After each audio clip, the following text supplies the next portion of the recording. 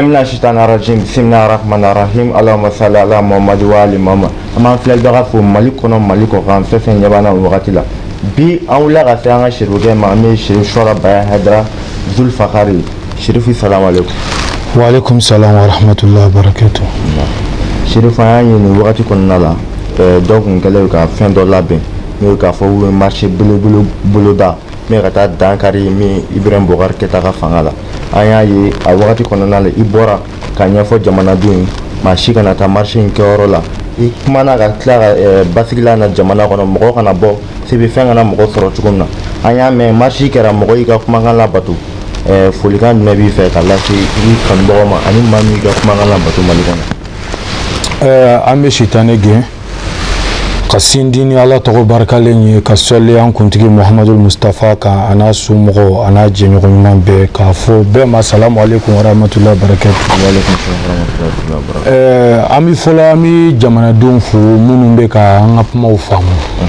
minnu tɛ k'a faamu an bɛ dugawu kɛ Ala ka hakili ɲuman d'olu ma parce que an y'o de fɔ jamana wɛrɛ t'an bolo ni Mali tɛ n bɛ ka segin ni kuma in de kan don o don n'an taara Côte d'Ivoire a bɛ fɔ ko dunanw nana n'an taara Sénégal dunanw nana n'an taara Burkina dunanw nana Niger b'o cogo la étrangers nana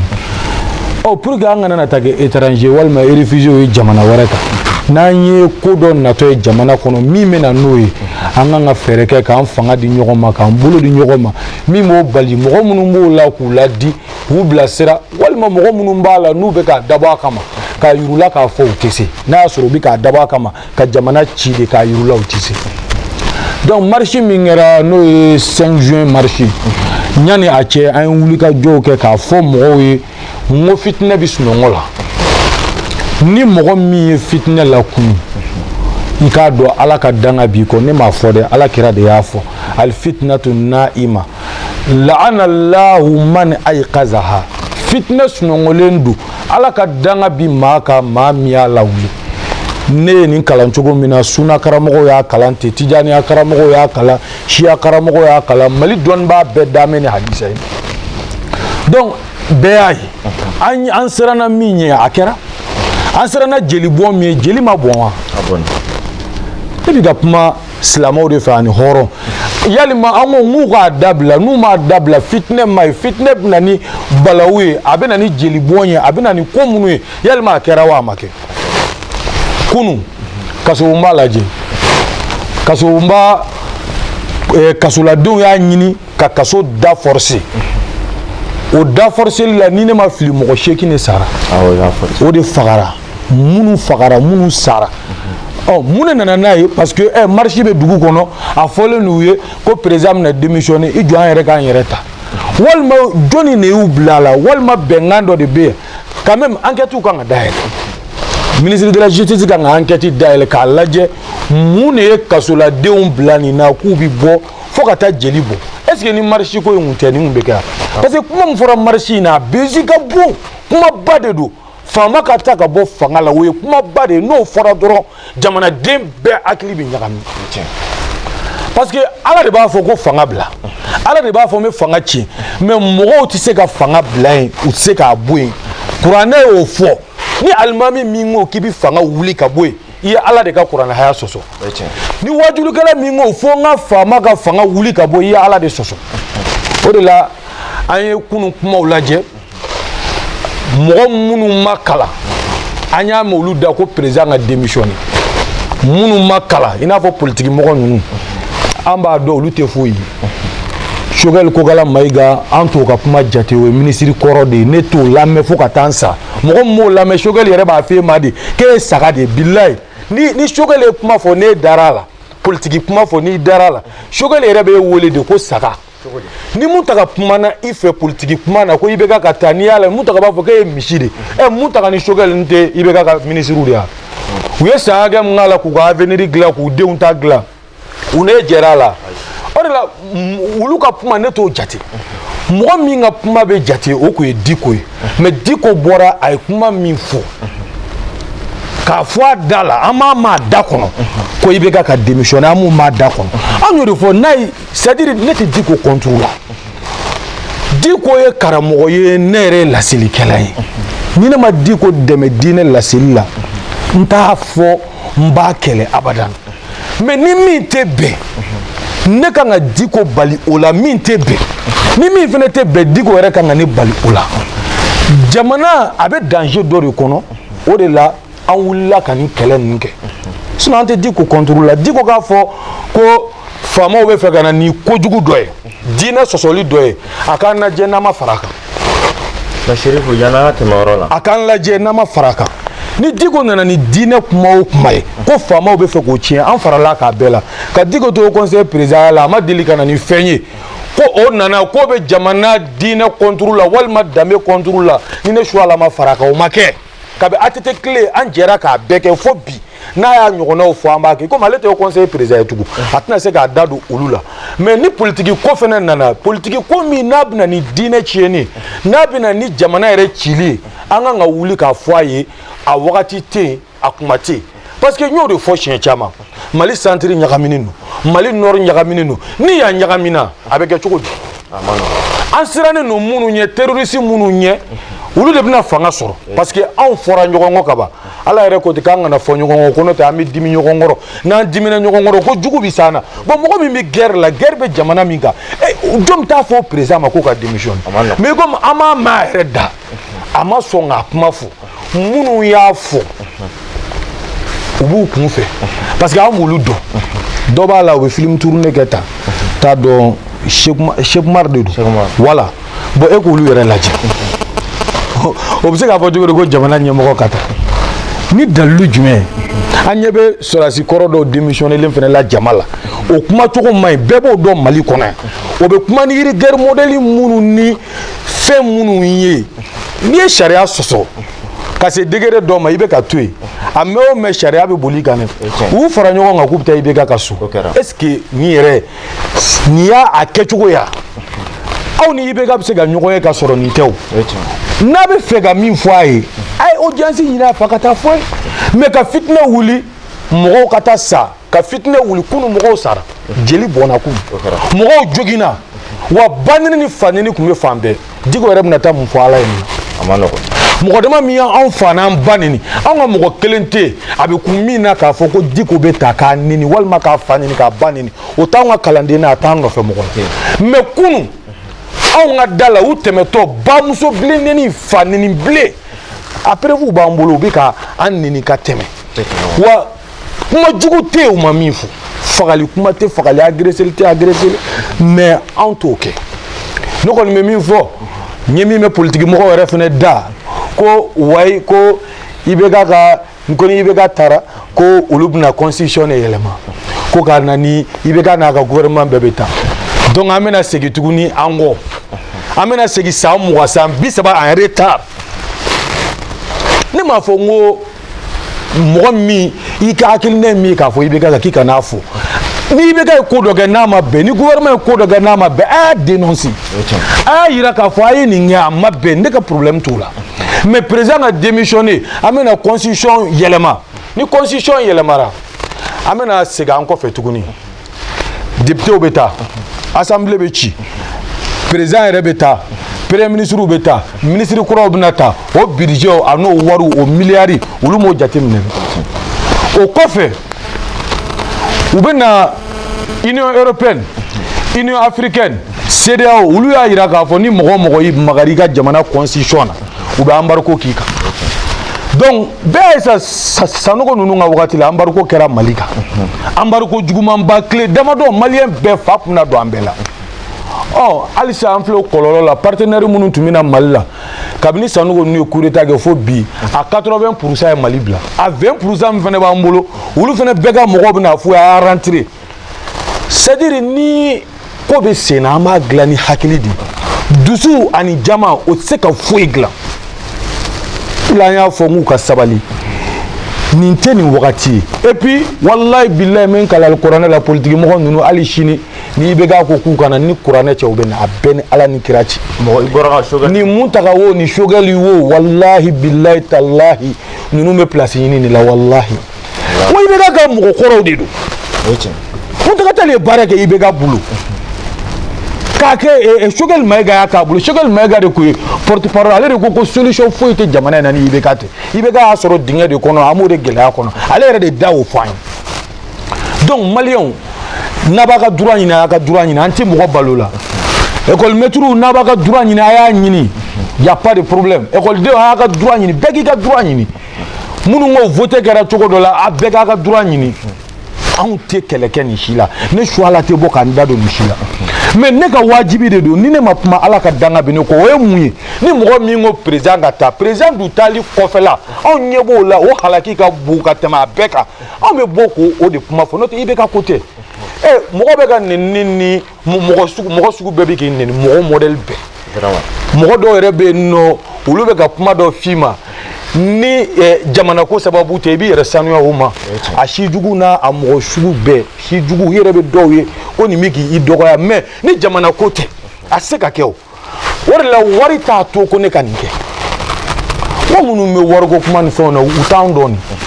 a bɛɛ ni alikuranɛ cɛ ne bɛ min ɲini diɲɛ kɔnɔ n'o kɔni ye nafolo ye ne y'o sɔrɔ walahi n ye ala barika da n'o ye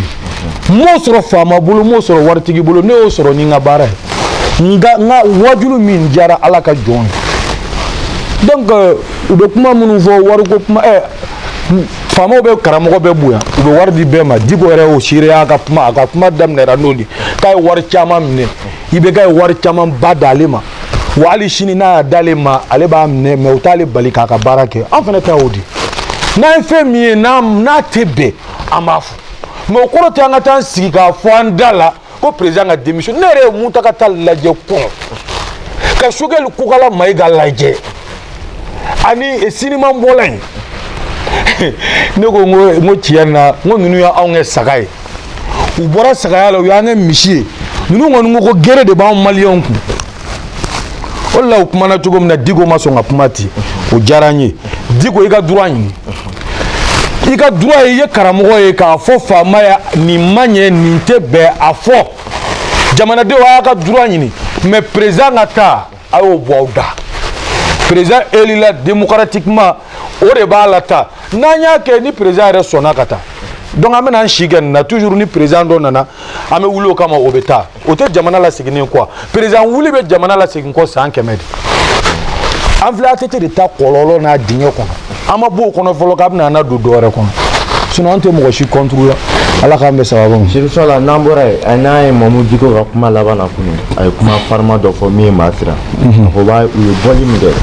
IBK y'a ye mais IBK tɛ ka kuma ko mais bɔliko laban na IBK bɛ tali kɛ min bɛ lakale sɔrɔ la est ce que nin kuma kan ka bɔ diinɛ ɲɛmɔgɔ da wa. bon bɛɛ bɛ fili quoi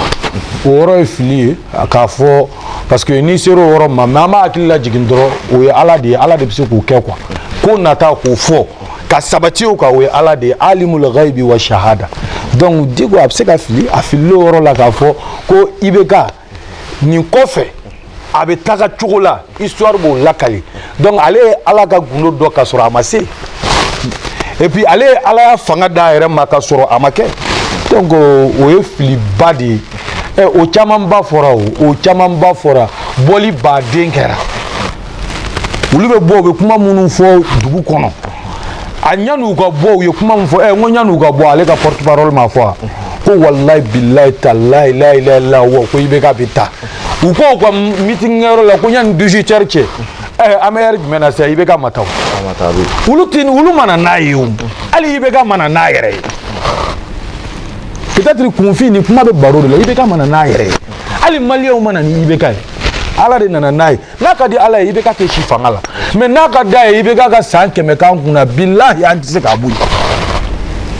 o de la ne y'a fɔ Diko ka to ka faama hakili lajigin dɔrɔn nin kɛra a ma ɲɛ a ye nin kɛ nin kɛcogo ɲuman in na ni nafolo suyɛnɛ a nin kɛra ta walahi an bɛ fara a kan an bɛ fara a kan mais ka faama yɛrɛ ka fanga ɲini k'o bɔ yen anw tɛ fara maa kan o de la parce que an fana ye jamakulu de ye o anw ka jama bɛ yen sufiya jamaw bɛ yen kadiriya jamaw bɛ yen siya jamaw bɛ yen ansari jamaw bɛ yen wa sunamɔgɔ jamaw bɛ yen minnu tɛ nin hakilina kan o baden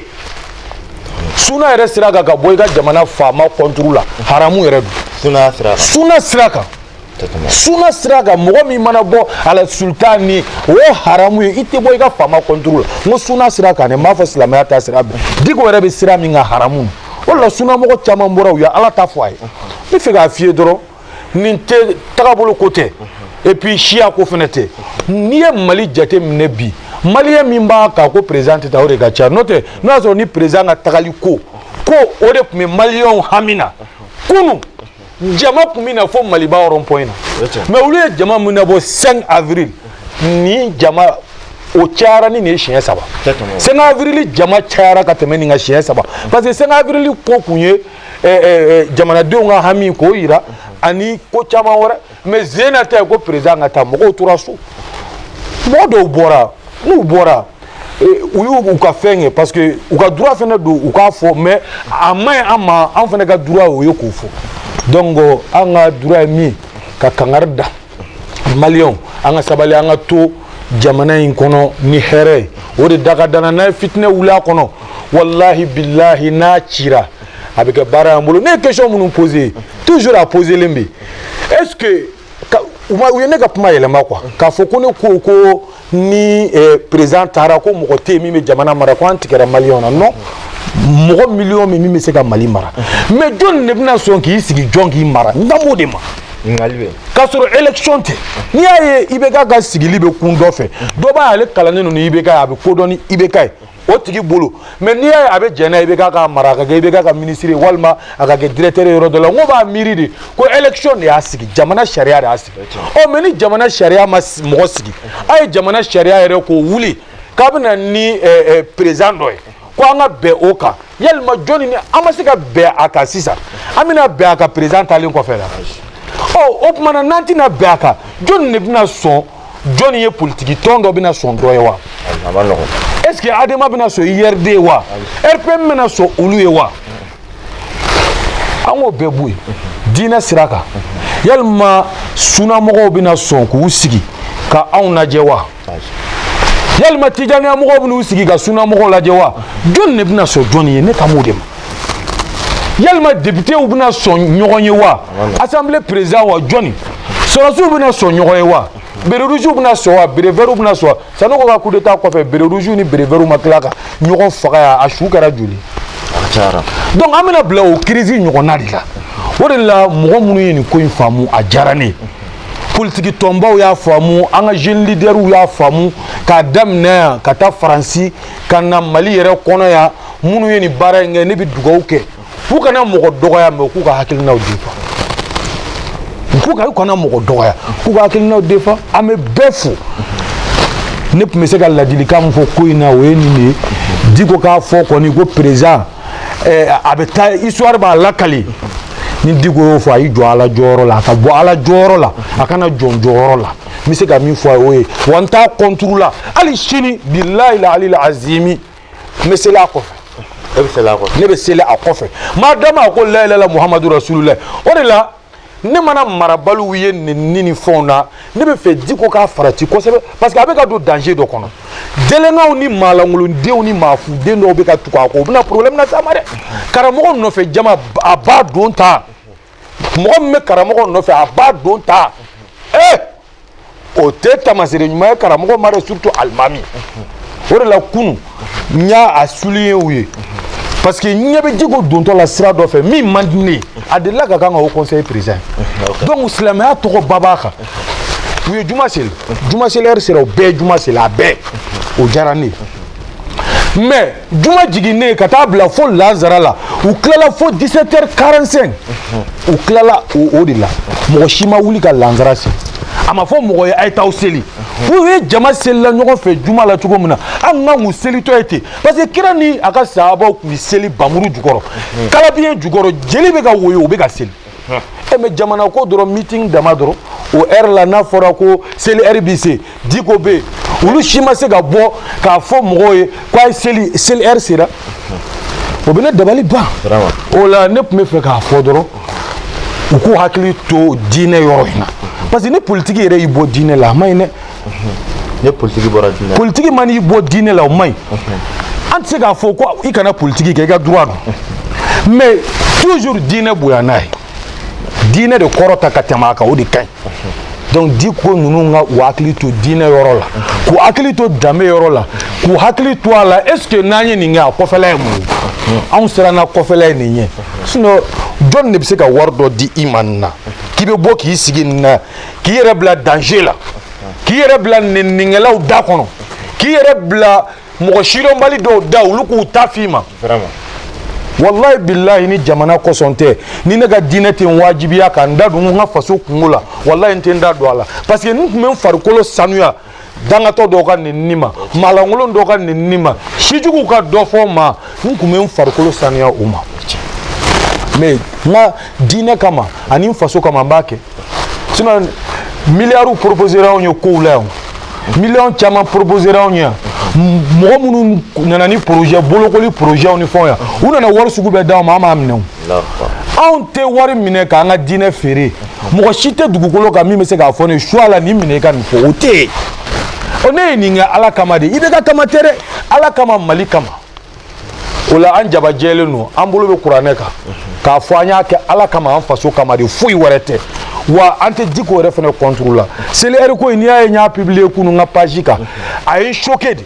k'a fɔ seli ɛri bi tɛmɛ k'olu to nin meeting na u m'a fɔ mɔgɔw ye a ye lansara seli o ye kabakoba ye surtout diko au conseil président imam très respecté o dari ka diinɛ de tɔgɔ la o diinɛ seli ɛri kira ni sahabaw selila ka sɔrɔ jahadi bɛ sen na u kun kan ka seli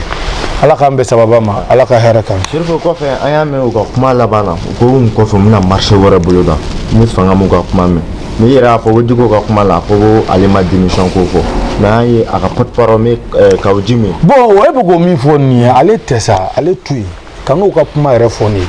ale tɛ o an bɛ Diko de dɔn politique mɔgɔ ninnu si tɛ politique mɔgɔ minnu b'a la Kawu Jim ni fɛn ninnu olu bɛ se ka mɔgɔ labɔ olu bɛ se ka mɔgɔ tan na bɔ an bɛ kuma ka Diko de deli walima ka explication de Diko ma n'o tɛ olu kɔni tɛ sa Kawu Jim tɛ se ka mɔgɔ mugan na bɔ bon Choguel kɔni ko tɛ Choguel ka parti MPR mɔgɔ minnu tun b'a la olu tun b'a la ko Musa Tarawele o yɛrɛ mɛnna ale ka parti mɔgɔ si t'a la i tɛ se ka mɔgɔ mugan compter a la mun ta ka la même chose aujourd'hui donc an t'olu ka kuma jate an mago bɛ Diko yɛrɛ k'a bɔ a da an m'a bɔ a da mais a ye minnu bɔ a da ni fili b'olu la an b'olu fɔ a ye a bɛ dilan an bɛ taa an tɛ ɲɔgɔn contre la an bɛ jamana ka hɛrɛ de fɛ. mais Sherifu an ye bon kɔfɛ marché wɛrɛ bɛ fɛ ka bolo don. u ka marché kɛ marché kɛli tɛ problème ye o mais marché kɛkun ka marché kɛ ko président ka taa o de tɛ kɛ quoi parce que anw mɔgɔ miliyɔn de fana bɛ yen quoi an minnu jɛlen tɛ n'o ye. n'u bɛ fɛ président ka taa ni marché min ye u ka Mali bɛɛ labɔ ka Mali bɛɛ lajɔ ka Mali bɛɛ de b'o fɔ mais olu tɛ se k'o décider olu ye jɔnniw ye olu ye jama jumɛn Mali ye jama de artistes bɛ yen dɔgɔtɔrɔw bɛ yen fonctionnaires bɛ yen olu bɛɛ bɛ président ka fanga kɔ k'a fɔ président k'a ka fanga laban mais mɔgɔ dɔw jamakulu saba naani k'a fɔ ko président ka taa jamakulu miliyɔn bɛ jamana kɔnɔ o kɔni ye kabako kuma de sa u tɛ bali marché la mais président ka tagali ko kuma u b'o de bila ni jamana géreli cogo min ma ye k'o fɔ y a pas de problème an bɛ kuma in dan yan. ok Sherifu ka kumakan laban. kumakan laban ye min ye maliyɛnw an ka fara ɲɔgɔn kan an k'an bolo di ɲɔgɔn ma hakilina ɲuman bɛ mɔgɔ minnu na an ka fara ɲɔgɔn kan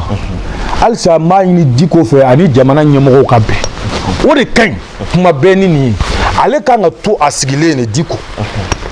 i n'a fɔ ayatulaw bɛ cogo min na Iran k'a fɔ jamana ɲɛmɔgɔ y'aw diriger a ye taa nin fɛ an ka ɲɔgɔn lamɛn n'u bɛ ko min kɛ u b'i ɲininka i b'i ka hakilina di wa n'i bɛ min f'u ye i bɛ wuli ka s'u ma walima i b'u wele i fɛ yen u ka na i b'a ɲɛ f'u ye ale kan ka to o cogo de la i b'a fɔ Seydou Ousmane Madani Aidara bɛ k'a kɛ cogo min na o tɛ k'a ka jama utiliser k'a kɛ ka jamanadenw lawuli k'u bila fitinɛ la cogo min na a kan k'o ɲɔgɔn na dege i n'a fɔ an bɛɛ bɛ k'a kɛ cogo min na an bɛ jamana ɲɛmɔgɔw la di ka sɔrɔ an ma jamanadenw na funteni ka jamana ɲagami ka furuku don a kɔnɔ fo jeliw ka taa bɔ donc an bɛ fɛ a ka kɛ ten de un grand respecté un imam o de ka d'an ye wassalamu alaikum warahmatullahi wabarakatuh Choguel Aidara Zulfaqar.